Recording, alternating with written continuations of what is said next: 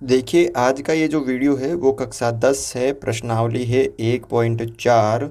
क्या दे रखा है कि 1.4 का क्वेश्चन नंबर 2 दे रखा है कि ऊपर दिए गए प्रश्न में उन परिमेय संख्याओं के दशमलव प्रसारों को लिखिए जो शांत हैं। क्या दे रखा है क्वेश्चन नंबर 2 कि ऊपर दिए गए प्रश्न, ऊपर कौन सा क्वेश्चन नंबर 1, क्वेश्चन नंबर आपका 1 क्या था, ये वाला था कि बिना लंबी विभाजन प्रक्रिया किए बताइए कि निम्नलिखित परिमेय संख्याओं के दशमलव प्रसार शांत है या अशांत। तो इसमें जो शांत थे उसके क्या करने हैं आपको, दशमलव प्रसार जो शांत थे वो निकालने हैं। जो शांत थे उसके क्या करने हैं, दशमलव प्रसार को आपको लिखना है। तो इसमें कौन कौन से थे, तो ध्यान से इसको आपको देखना है। इसमें सबसे पहले वाला था आपका 13/3125, ये था आपका। अब ध्यान से देखो, इसको हमने क्या लिखा था, 13/5 इंटू 5 इंटू 5 इंटू 5 इंटू 5, यानी 13/5 ये है। अब आपको देखो, भाग नहीं देना आपको, बिना भाग किए आपको इसके दशमलव प्रसार निकालने हैं। तो आपको नीचे एक ऐसा बनाना है कि वो 10 के रूप में आ जाए, 10, 100, 1000।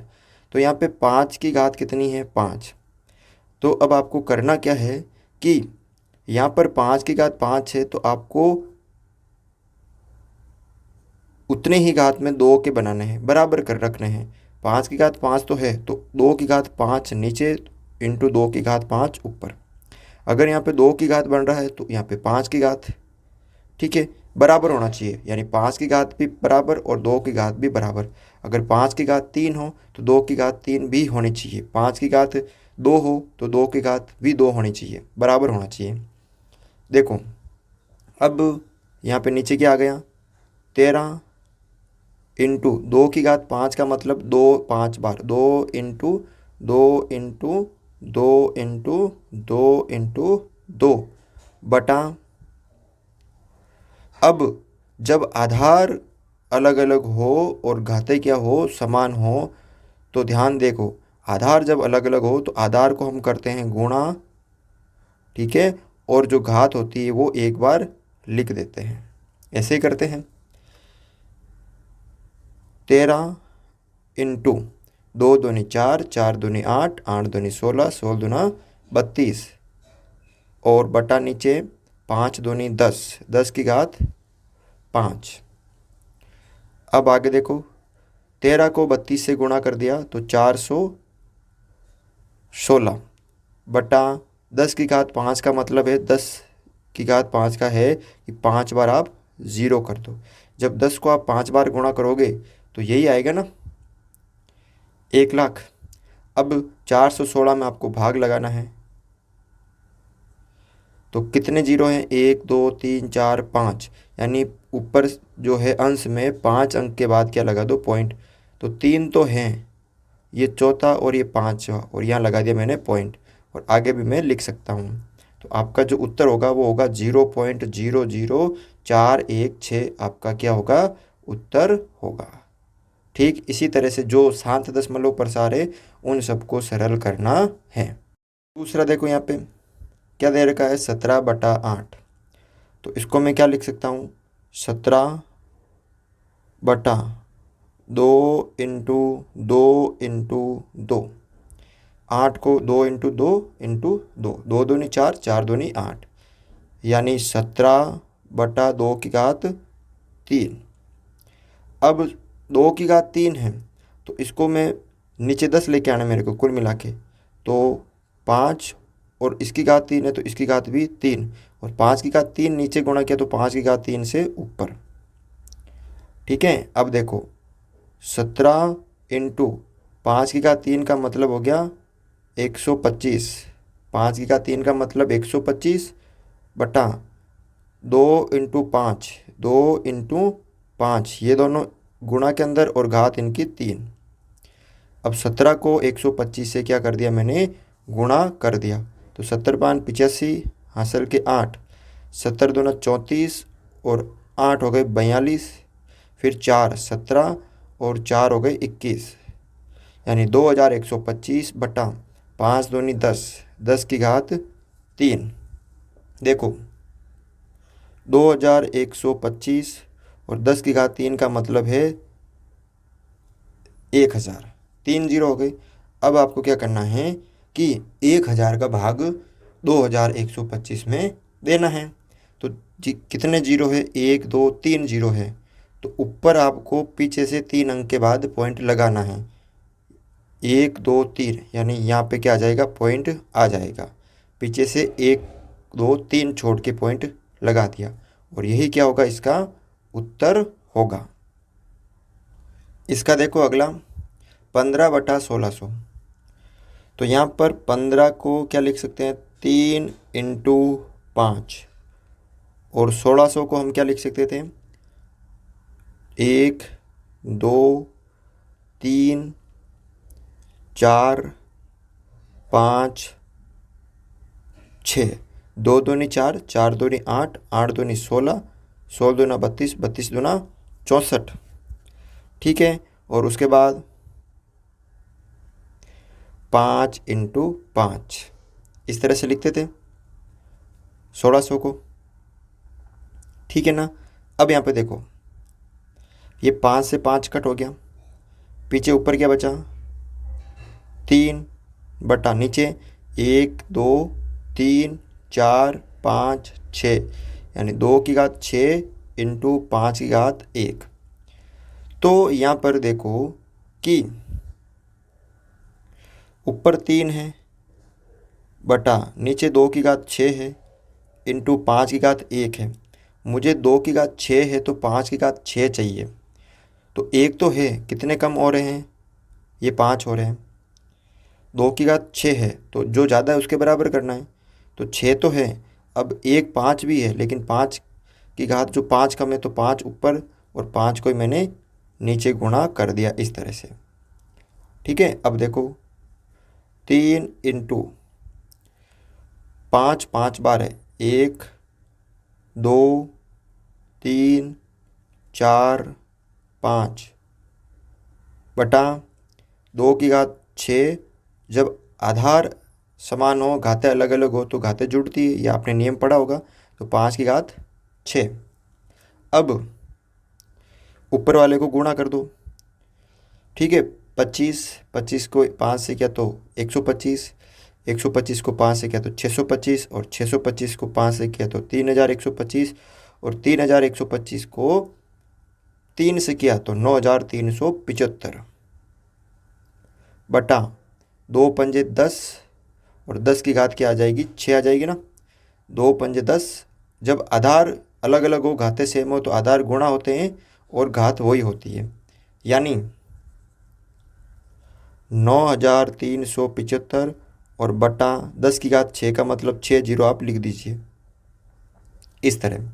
अब इसका भाग देना है तो आपको करना क्या है, 1 2 3 4 5 6 जीरो है तो पीछे से 6 अंक के बाद पॉइंट लगाना। तो 4 तो है, कितने कम हैं, 2, तो 1 और ये 2, और यहाँ पे मैंने लगा दिया पॉइंट, यानी ये इसका क्या होगा, उत्तर होगा। तो इस तरह से आपको ये क्वेश्चन भी सरल करना है। छठा क्वेश्चन भी शांत दशमलव प्रसार था।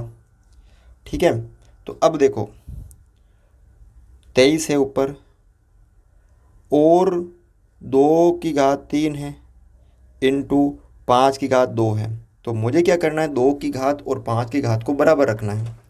तो देखो ज़्यादा कौन सी है, ज़्यादा है 3, तो 2 की घात 3 तो हम रख सकते हैं। 5 की घात 2 है, कम कितना हो रहा है, 5 की घात 1 कम हो रहा है ना। तो 5 की घात 1 को हम नीचे गुणा कर रहे हैं, तो 5 की घात 1 को हम ऊपर भी गुणा करेंगे।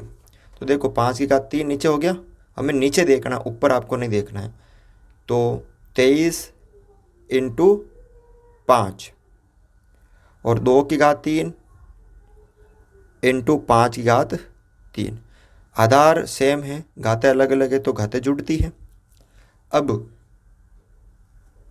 23 को 5 से गुणा कर दिया तो 115 बटा 5 दूनी 10 और 10 की घात 3।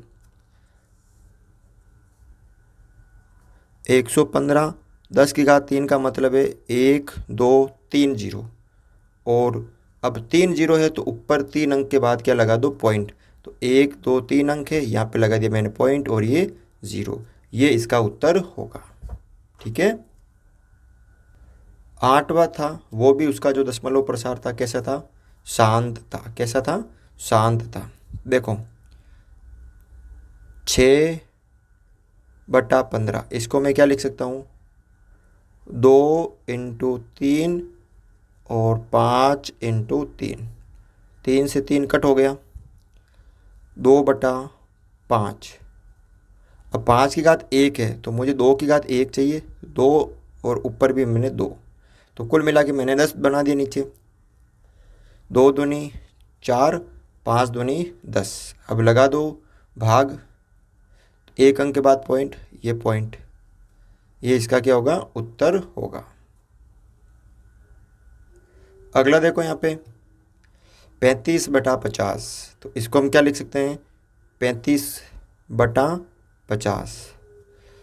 35 को लिख सकता हूँ मैं 5 × 7 और 50 को क्या लिख सकता हूँ, 2 × 5 × 5।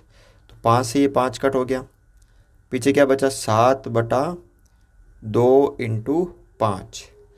तो 7/5 दूनी 10। ठीक है। अब 1 अंक के बाद पॉइंट लगाना, तो 7 और ये पॉइंट 0, ये क्या होगा, इसका उत्तर होगा। ठीक है ना। तो बिल्कुल इजी था। इस तरह से आपको क्या करना है, ये दूसरा क्वेश्चन सरल करना है। क्वेश्चन नंबर 3 क्या दे रखा है कि कुछ वास्तविक संख्याओं के दशमलव प्रसार नीचे दर्शाए गए हैं। अब वास्तविक संख्या किसे कहते हैं, परिमेय और अपरिमेय संख्याओं को हम क्या कहते हैं, वास्तविक संख्याएं। परिमेय संख्याओं को भी वास्तविक कहते हैं और अपरिमेय संख्याओं को भी वास्तविक संख्या कहते हैं। ठीक है। उनके जो दशमलव प्रसार है नीचे दर्शाए गए हैं। मतलब यहाँ पे 3 आपको जो दशमलव प्रसार दे रखे हैं, इनमें परिमेय भी है और अपरिमेय भी है। प्रत्येक स्थिति के लिए निर्धारित कीजिए कि ये संख्या परिमेय संख्या है या नहीं। आपको बताना है कि ये जो संख्या है वो परिमेय है या नहीं, परिमेय है या नहीं है। ठीक है। अगर वो परिमेय है, यदि परिमेय है तो P/Q के रूप की है, तो Q के अभाज्य गुणनखंडों के बारे में आप क्या कह सकते हैं। ठीक है। तो यहाँ पे देखो इसका पहला क्वेश्चन, आराम से करना है, समझ कर इसको करना है। देखो पहला यहाँ पे दे रखा है 4 3 और उसके बाद पॉइंट में 1 2 3 4 5 6 7 8 9, ये पूरा ख़त्म हो गया।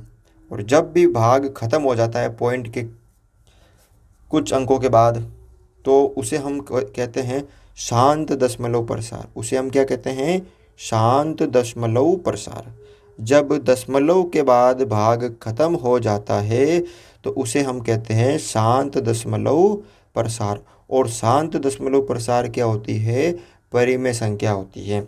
अगर जिसका दशमलव प्रसार शांत है तो वो क्या होती है, परिमेय संख्या भी होती है। ये हमने परिमेय संख्या के नियम के बारे में पढ़ा। तो ये क्या है, परिमेय संख्या है। और जिसका शांत दशमलव प्रसार है और वो परिमेय संख्या है, तो उसके जो हर है Q, P/Q, यानी Q जो हर है, तो हर का जो अभाज्य गुणनखंड होगा, Q का अभाज्य गुणनखंड होगा, वो हमने क्वेश्चन नंबर 1 में पढ़ा था। वो होगा 2 की घात n और 5 की घात m के रूप का। ये होगा इसका उत्तर। तो आपको इसमें लिखना क्या है, मैं थोड़ा सा आपको बता देता हूँ। इसमें आपको लिखना है कि यह दशमलव प्रसार शांत दशमलव प्रसार है, इसलिए ये एक परिमेय संख्या है। ये क्या है, एक शांत दशमलव प्रसार है, इसलिए क्या है, ये एक परिमेय संख्या है। और इसके हर के अभाज्य गुणनखंड 2 की घात n × 5 की घात m के रूप का होगा। ठीक है।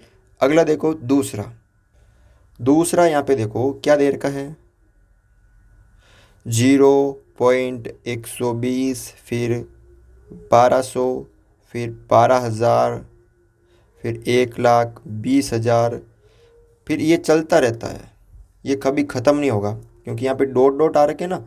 और इसकी आवर्ती भी फिक्स नहीं है, कभी 120 आ रहा है, कभी 1200 आ रहे हैं, ठीक है ना। अगर 120 आते हैं तो इसको हम आवर्ती बोलते हैं। तो ये क्या है, इसका जो दशमलव प्रसार है वो अशांत तो है, यानी ख़त्म तो हो नहीं रहा है। और अशांत में भी कौन सा, अनावर्ती है। अशांत में भी कौन सा, अनावर्ती है, क्योंकि ये निश्चित क्रम नहीं चल रहा है, ये निश्चित क्रम नहीं चल रहा है। तो ये क्या होगी, एक अपरिमेय संख्या होगी।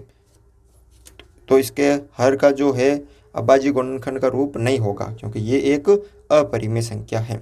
तो इसमें आपको क्या लिखना है, इसमें आपको लिखना है कि यह दशमलव प्रसार अशांत अनावर्ती दशमलव प्रसार है। हमने देख लिया कि यह कैसा दशमलव प्रसार है, अशांत अनावर्ती दशमलव प्रसार है। अतः यह एक अपरिमेय संख्या है। अतः यह एक कौन सी संख्या है, अपरिमेय संख्या है।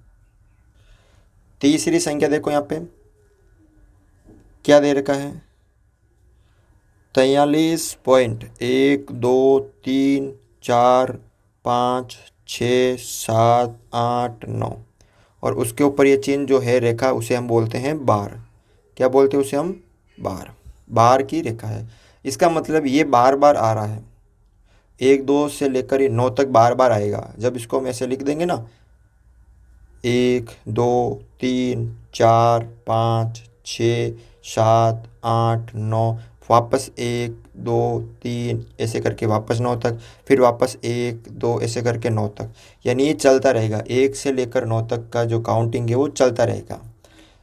तो ये ख़त्म तो होगा नहीं, तो हम इसको कहेंगे ये जब ख़त्म नहीं हो रहा तो इसका जो दशमलव प्रसार है वो अशांत है, क्योंकि ख़त्म तो हो नहीं रहा है भाग, तो अशांत है। और अशांत में भी कौन सा है ये, आवर्ती, क्योंकि बार बार क्या हो रही है, सेम अंकों की आवर्ती हो रही है। तो अशांत आवर्ती दशमलव प्रसार है। और अशांत आवर्ती दशमलव प्रसार है तो वो होगी आपके परिमेय संख्या। वो क्या होगी आपके, परिमेय संख्या होगी। अगर इसका आवर्ती दशमलव, अशांत आवर्ती दशमलव प्रसार है तो परिमेय संख्या होगी। और परिमेय संख्या है तो ध्यान से देखो, अगर अशांत आवर्ती दशमलव प्रसार है तो ठीक है ना, तो ये परिमेय संख्या तो है, लेकिन इसका जो हर का गुणनखंड होगा वो 2 की घात के रूप का भी होगा और 5 की घात का भी होगा, और इनके अलावा कोई एक और होगा, इनके अलावा कोई एक और होगा। चाहे वो 3 का हो सकता है, 5 का भी, 7 का भी हो सकता है, कुछ भी हो सकता है, एक उनका और होगा, ठीक है ना। तो बस यही था आपको इस वीडियो में। अगर वीडियो अच्छा लगा तो वीडियो को लाइक ज़रूर करें।